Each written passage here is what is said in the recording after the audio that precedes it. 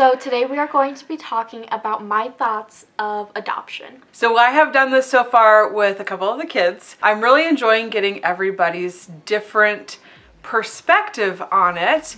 And I'm sure we've talked to Lily who is 11, almost 12. We talked to Gavin who is 10, and now Emma, and Emma is 17. So between the different ages, and then also they have had very different experiences. So I'm sure that they have a lot of different Thoughts. Yeah, thoughts, insights, perspectives on adoption. I mean, I have all kinds of thoughts. I wrote a college thesis paper on how to help fix the system. At least we feel like, Sean and I feel like we have done what we can do. Yeah, I feel like it's just I don't feel like it's the foster care parents' fault Yes, most of the time. System, the it's state. just the states. Yeah. They really try. I don't think that the main goal should be reunification. I think the first time, yes. Yeah. You know, everybody has that one mistake. By the second time, it's like, and by the third time, it's like, we're not. No. I mean, no. Yeah. PG, guys. We have to keep it PG. I would have to agree with that. And what happens is, and this is the truth, I actually had a caseworker tell me this, and after they told me this, it made so much more sense. Because you think, it's the kid's best interest. It's the kid's best interest. But it honestly has nothing to do with the kid's best interest. There is a GAL who is speaking for the kid's best interest, but ultimately it's about parental rights. And regardless of what has happened, the parents still have rights to their children. And so that is what makes it so hard, because sometimes even when kids shouldn't return to their birth parents, they do return to their birth parents. And that happens, I feel like that happens a lot. But that doesn't mean, I don't know the actual statistics on that. Let's start with, and again, I have a bunch of questions on my phone. So let's start with what does adoption mean to you? Like, what do you think adoption means? Just like having a new beginning, having a new family. Okay, I like how you said a new beginning. That is sometimes why kids like to or want to change their names, because it gives them or they feel like they get even a more new beginning than getting adopted. What do you think about adoption? Do you like adoption? Do you not like it? I feel like when it comes to adoption, like a lot of kids do get unadopted. Unadoption is a whole different thing. Yes. But have you personally ever known anybody who's been unadopted? No. No. But I've seen a lot of people who have. Yeah. So I personally think that when that happens, I just think with the stuff like that, they should really check to make sure that it is because it has to be the right fit for the child and the parent. Yes. You have to make sure before they get adopted that the parent, because with kids in foster care, there will be a lot of behaviors. Yep. Especially the older they get, if they remember more. I had that problem. Mom knows it. So there are actually a lot of kids who get unadopted. It's not really ever talked about. I've thought about doing a whole video on it because we actually fostered a child for a little bit who had been unadopted. And I had never heard of it until this point, until we fostered him. And his caseworker told us that, and I said, is that even a thing? And she said, almost every child on my caseload has been unadopted. That's like just a word. I don't know that the state actually uses that word, but that's just an easy way to say that they were adopted. They were too hard for the... Well, not everybody's equipped to work with a certain type of behavior. That is so true. So I just feel like, adoption is a good thing. Yeah. I just feel like they should put more, to make sure that with the child's needs and wants that person can handle it. Yep. For the long run. I totally run. agree with you. There are definitely pros and cons to adoption. We have a few difficult kids ourselves. We do. Luckily, Mom knows how to deal with them. She's somebody who's, I feel like, can thrive in that. Yeah. With a little bit of the chaos, why I feel like some people can't, and then they adopt somebody who's like that, and then I appreciate that. You're welcome. And honestly, You've dealt with a lot of mine. the truth is that you sometimes you don't know, because we've actually had kids who we've had from a baby, and then they have these huge behaviors as they get older, and we didn't know that was going to happen. In other cases, you can foster a child and they have big behaviors while you're fostering them, and it's actually easier to know then whether that child is going to be a fit and whether you're going to be equipped to handle that. And so yeah, that's a good point. And just because you foster a kid, like if their parents doesn't like their rights get taken, doesn't mean you have to be the one to adopt them. If you don't feel like you're ready, or if you're capable of taking care of that child. And people look at like, oh, this child's in my home, and but I don't think I can adopt them, and they feel bad. And although I totally get feeling bad, you don't want a child to have to move around, but you also have to make sure that you're going to be able to give that child a good home, not only until they turn 18, but afterwards. Yeah, because everybody needs a family to turn to be supportive of them. And so it's literally a lifelong commitment, not just until 18 commitment. So do you want to talk just briefly about your story a little bit? You were older, so you remember. So I've been in and out of foster care from the ages of, I think, of 5. I think you were 5. 5, maybe 4 or 5. Yeah, it may have been 4. It was super young. 4 to 5 until 12, 13.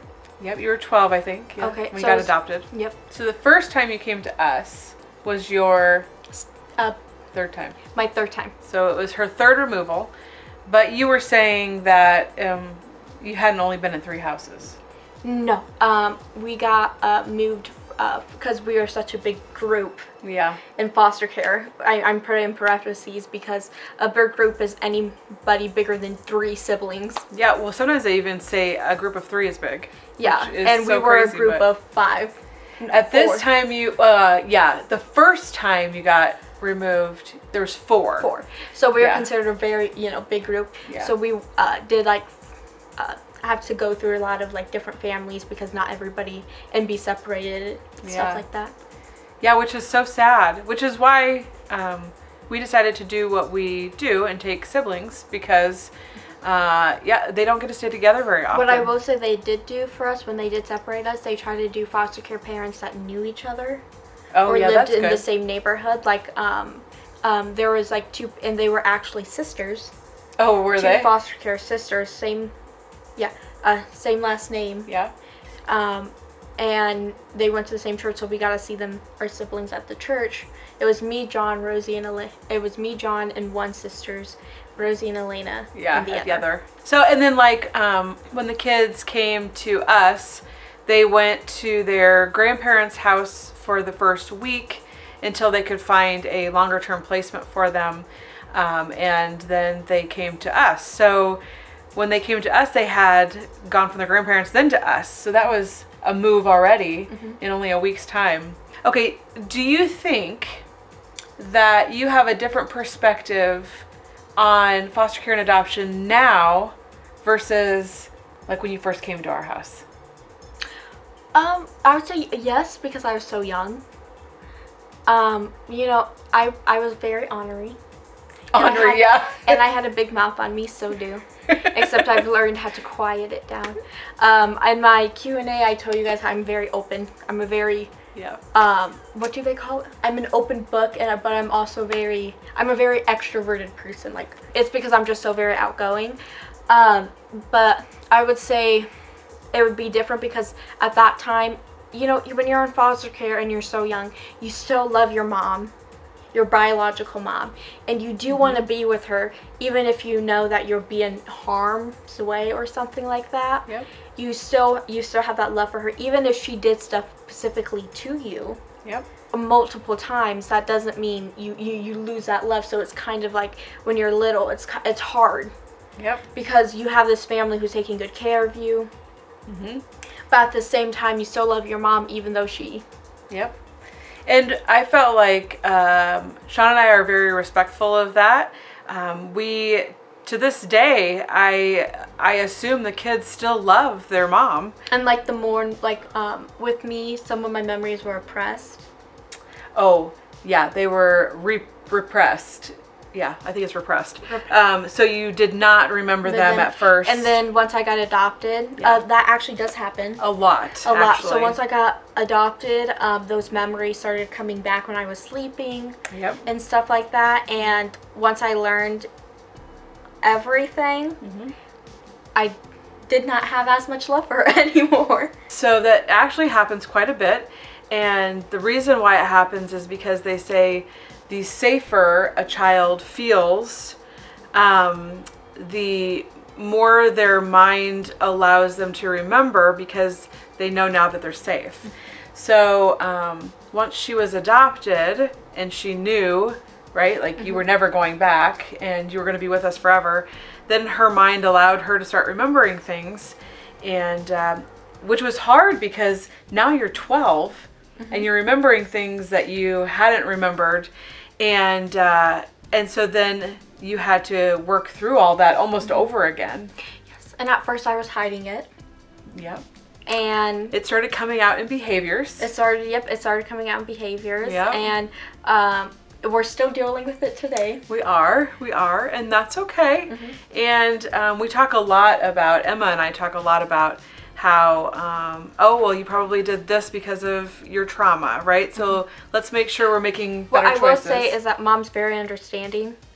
I feel like as long as you tell mom and she doesn't have to find out for herself. Well, then I always tell the kids, if you tell me before somebody else. Well, of course she will still be a little bit mad at you and disappointed. Sure. But you won't be as in trouble because mom understands. And you don't want their trauma to create more trauma. And so trying to nip that, as soon as you find out, or even if you have an inkling maybe something's going on, because there are a lot of times signs, and I know the kids for a long time had no idea. It'd be like, for instance, we took the kids to a therapy session one time. All of them were playing. They started doing some things with the toys, and the therapist looked at me and said, was there abuse? And she said, because that wasn't in the notes. And I said, well, I don't know. And she said, well, the way that they're acting, it would represent that. I wouldn't be surprised. Well, and the one thing, since you brought up therapy, the one thing that I would say is that not a lot of foster care parents actually put the kids in therapy. Yeah, so it depends on the foster parent. Parent. But I would say that that's probably very important because a lot of times it'd be like, do you want to tell your mom? It'd be like, do you really want to go up to your mom and tell her this happened to me, this happened? Right. That trust doesn't come easily. Yeah. Especially from movies. So, but with somebody who is there to talk and they don't feel like they're going to be judged for it or that type of stuff is very important for them to get over their trauma. Not fully. I feel like you're never fully, because that will always be in the back of your mind. Sure, but I feel it's still a part of who you are. It's still part, but I feel like you will. It will be easier for you to have a normal life.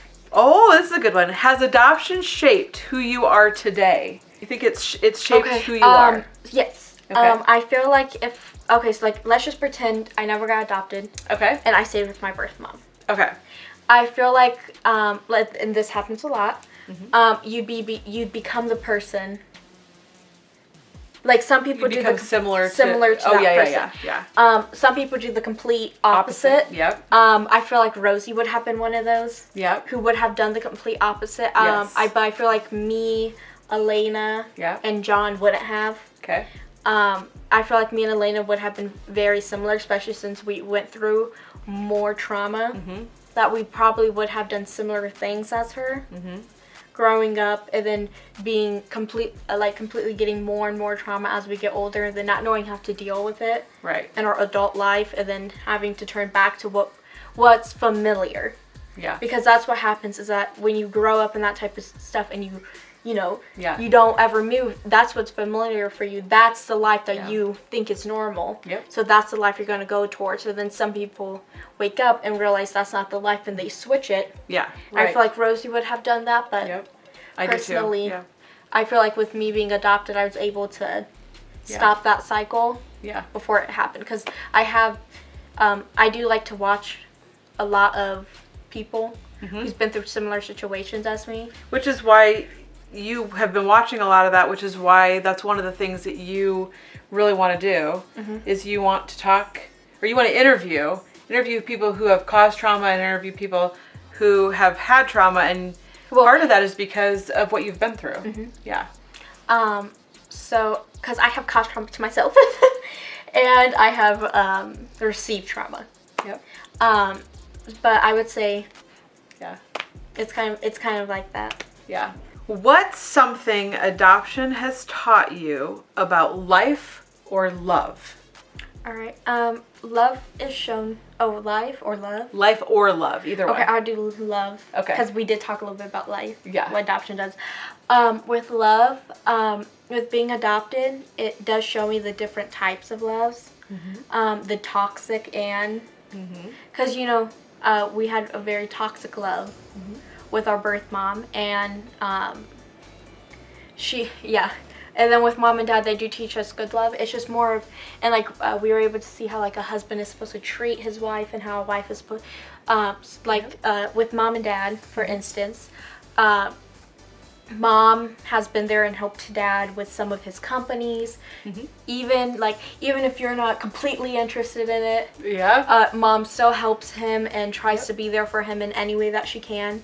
And that I feel like in mom and dad, I believe in traditional men and women roles, and mom and dad do very much follow that a lot. Don't get me wrong, there are some things mom does that are more helping dad and stuff like that outside, and but you're right, we didn't plan it that way. It just kind of happened that way. It kind of just happened that way. But it just kind of showed me what it's supposed to look like. And sometimes I do feel like I am still learning. I'm still learning. I've had trouble. I think in the last we told you I have had trouble with boys. And I think that's just because I'm still trying to find that love. And I know that Emma, because she's getting closer and closer to 18, wants to be independent, and Sean and I will look back and we're like, okay, well, when we were that age, so did we. And so we try to be understanding and supportive and open, and but at the same time, so trying to be parents. Yeah, because I told you, it's because I want to move to Texas, but mom and dad want me to move to Omaha, and that's why it's still in discussion. So we would like her to move to Omaha for the first year that she has moved out, because we feel like the first year is always the hardest, and you're still learning what moving out and living on your own looks like. And so we feel like it would be safer, and we would just feel better having her close. But and which that is we're still talking about it and that type of stuff. But Emma's very adventurous. I'm very adventurous, so I told her that if I do end up deciding then I do want to at least travel a little bit before I get an apartment and settle down, because my job does have transfer opportunities. And they do have some in Omaha, so I could transfer after I'm done traveling. To one of those places. So. Yes. Okay, so I actually asked Lily and Gavin if there was another child out there right now that was their age. But hasn't been adopted? Yeah, it was going to be adopted. What advice would you give them? All right, so I'm going to do two different ones. I'm going to do one that isn't going to be adopted. Okay. And one that would. Because I feel like those are two different things. So for the one that would be adopted, I would say, that I get it. It's been a long time. I know that you may not ever see them as your parent. Because, you know, it was such a long time. Like, you're going to be with them for, like, for some of these, they get adopted at 17, 16. You're going to be with them for 3 years, and then you're an adult. Some of them might not see them as their parent, you know. I would say to those who are going to get adopted at that, you know, at that later ages, that at least try to have that connection, because later on it is better for you if you have somebody who you know will always be there for you. And that it's not your fault that you're going through stuff and that you may be a difficult child. It's really not your fault. It is the fault of the parent who, well, the parent was the person who had custody of you beforehand. It's really, because you didn't ask to be put in that situation. You didn't ask to be put in any of those situations. Yeah. It's even if the parents blame you, because my birth mom did blame me a lot of the time. Yeah. She would blame me. So it's not your fault. Yep. That's what I would say. And then for the kids who are, and also try to convince them to get you in therapy. Yeah. Therapy is very important. I know a bunch of foster care parents don't do that, but if you are a foster care parent or you're wanting, I would say please think about therapy. You know, it's just once a week or once every other week for at least an hour with somebody who they can talk to about their struggles. It's going to be important, though, to find a therapist that works for them. Yeah, that works for them, and that works with you, too, because our therapist actually, like if the kids were struggling, she would say, hey, would you mind coming in? You know, they're having a rough time. Could you be supportive? And so I would go in and I would help with whatever it was. And she would never do it unless we say okay with. Yes, like that's with true. Therapy, they are not allowed. Like I feel like some kids, they think that their therapist is telling their mom and dad what they're saying, but they're not allowed to unless if it's threatening towards you. Like if you tell your therapist you're cutting yourself at night, she's of course going to have to tell your mom. Yes. And then as for the child who is not going to be adopted, I would say there is groups out there to help you. I know, to be honest, the foster care system says they help you if you age out. Oh, you're talking about someone who's going to age out. Who's gonna? Ooh, that's tough. And not be adopted. Not. That's what I meant. Like, the foster care system says they're going. They won't. They do it very rarely. That's a tough one. I would say you need to go find groups, like living in a Lydia house. Yeah. Try like, okay, I understand you may not want to live in a place like that. So Lydia House is it's like a group.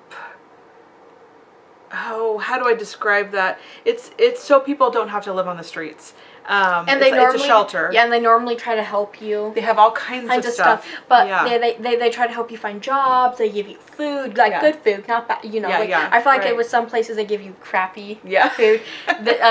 I've been in the Lydia house. Yeah. It was pretty nice. It was a long time ago. It was a long time ago, but I remember it was really, it was loving. They make sure that there's no crime happening, or else you get kicked out, stuff like that. But I feel like if you're going to be aging out, it's important for you to go to a house like that so that you can get on your feet without having to worry about where's your next meal, because the sad truth is that the system really won't help you. Well, and even, if you're with foster parents or you're in a group home or you're asking those people for help finding resources, or maybe because that's important, or maybe a foster care parent, like some of these foster care parents would give you their phone numbers. You did, for if we ever needed help in the future. Like if you have foster care parent that you felt like you got really good along, or you felt like they actually care for you, maybe if you call them and ask them, hey, could you help me out for a little bit? A bunch of them do have big hearts. And they will want to help you out a little. They may not be able to give you a whole house and stuff like that, but they will be able to help you out as much as they can. Yeah. All right. Was there one you said that you wanted to? Well, there's one that I want to do for myself. Okay. And that'd be what to do with people who are fostering teens or wanting to adopt teens. The only thing I would say is, yes, do teens come with a lot more baggage? Yes, they do. Do they want to be more independent? Yes, they do. But what I would say is, as Mom said, there's actually one chart, and I always think about it, that Mom said, some of these, they're tough because they have to be. Sometimes. Because they have to, because, you know, they don't want to love easily, because by the time you're 13, you're basically almost unadoptable, because most people don't want, once you hit your teenage years, they think that you're more damaged. Yeah, I think, from my perspective, I think that when you look at a teen, it scares you what comes with teens. Even just, you know, kids who Alcohol. haven't had trauma. Like, a lot comes with teens. But I also think that the older kids are incredibly rewarding, because you can sit down and have a normal conversation with them. Yeah, you can have a normal conversation. It's just more of they need that trust, and that they need to feel like you actually want them. And they still need the love. Like, they still, like, I feel like you need more love sometimes than our little kids. Okay, yeah, because I didn't really get a childhood. Yeah. I came here when my church was almost done, and then by the time Mom and Dad were here, I was already used to being the adult. Being the adult, yep. I should say. Yeah. So, like, you know, changing the diapers, feeding the kids, getting them ready for, like, I was used to doing that stuff at the age of 7. Yep. I was used to doing that stuff, so it was very hard for me to do that. And then once my kid years were over, yeah, I started realizing how much I did miss out on. Yeah. And Mom did try her best. You did very much try your best to try to get me out of that mindset. Like, they call it being parentified, and she still to this day is parentified. even though a lot less than she ever was before. I parent my friends a lot. Do you? I feel bad. You're the mom of the group. I do parent my friends a lot, even though I'm probably worse than some of them. I do very much parent others, which I think is why I don't get along with a lot of teenagers. That could be. Yeah. Yeah. We'll talk about that. Like, one thing that Mom and me didn't know until I started working, Mom didn't know I had ADHD. Oh yeah, and she has not been diagnosed with that. I have not been diagnosed. But we have started to wonder if that is... if I have the same type as John. Yeah, where it's not hyperactive, but yeah. So when I started working, yeah, a lot of people would ask if I did have ADHD, and at first I'd always say no, because I've never. And then I finally, like, after you have like 5 people ask you, you're kind of like, maybe I do. Like, maybe I should. So I asked my mom, and she said she didn't really notice it until we started living in a house like this house. Yeah. And like she said she started to, and then, you know, even at my new work, a few people. So, and when they do, I for now I'm just saying yes. Yeah. I just a little bit, like, not enough to. I don't think I have enough. I think I have a little bit of ADHD, but not enough. Yeah. Like, when it comes to stuff like. You could probably manage it. Like, I cannot read. Like, one thing that they're going to have to try for me is I cannot read and do. Yeah. So somebody's going to be reading the list for me as I'm putting the plates together. Oh, yeah. Because my somewhat... Yeah. And it gets discombobulated. It is discombobulated. And I'm very good at multitasking. That's the thing. I'm very good at multitasking. But for some reason, when it comes to that... Yeah, you can't do it. Yeah. I can't do it. Yeah. Okay, well, any last minute thoughts on adoption? No. Okay. Well, that is it for Emma's adoption video, or adoption through her eyes. And we'll see you guys next time. Bye. Bye.